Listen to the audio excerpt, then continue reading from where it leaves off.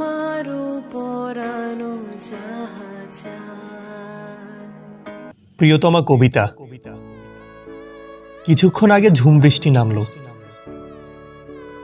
মহাকবি কালিদাস বলতেন, আকাশে মেঘ দেখলেই নাকি ওনার প্রিয় মানুষের কথা মনে পড়ে যেত। কালিদাসেরই প্রভাবে কিনা জানি না, আকাশে মেঘ দেখলে আমারও প্রিয় মানুষের কথা মনে পড়ে যায়। আর তাই এই ঝুম বৃষ্টিতে তোমাকে চিঠি লিখতে বসলাম। আজ বেলা দ্বিপ্রহর পর্যন্ত বই পড়েই কাটালাম। এই একটি কাজ যাতে আমার ক্লান্তি নেই। দিনরাত এক করে বইয়ে ডুবে থাকার একটা শক্তি সৃষ্টিকর্তা আমাকে দিয়েছেন। ইদানিং বইয়ের পাশাপাশি আরও একটা কাজে আমার ক্লান্তি নেই, আর তা হলো তোমাকে ভালোবাসা। বৃষ্টি দেখলে আমাদের বাঙালিরা আবেগী হয়ে ওঠে, উদাস হয়ে যায়। তখন বহু পুরনো কথা এবং পুরনো স্মৃতি মনে পড়ে। আমারও আগের কথাগুলো মনে পড়ছে, বিশেষ করে আমার একাকিত্বের কাটানোর দিনগুলোর কথা।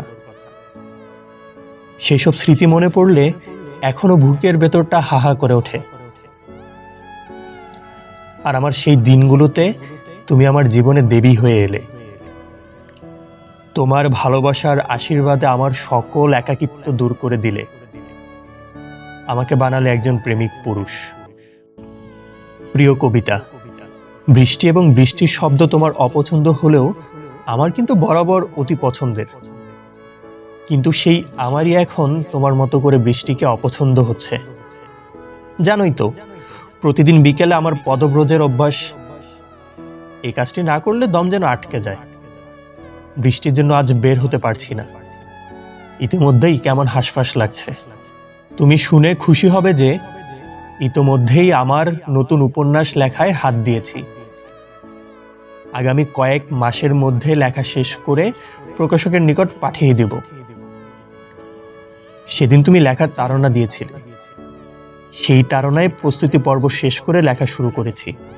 আশা করি আগামী বইমেলায় আমার লেখা আরও একটি বই প্রকাশ হবে। অল্প কিছু সময়ের মধ্যে তুমি তোমার লেখক সাহেবকে পুনরায় ফেরত পাবে। তোমার জন্য এক বুক ভালোবাসা নিয়ে অপেক্ষা করছি কবিতা। অতীব শীঘ্রই ফিরে আসো সে প্রত্যাশা রেখে আজকের মতো বিদায় নিচ্ছি। ইতি, তোমার লেখক সাহেব।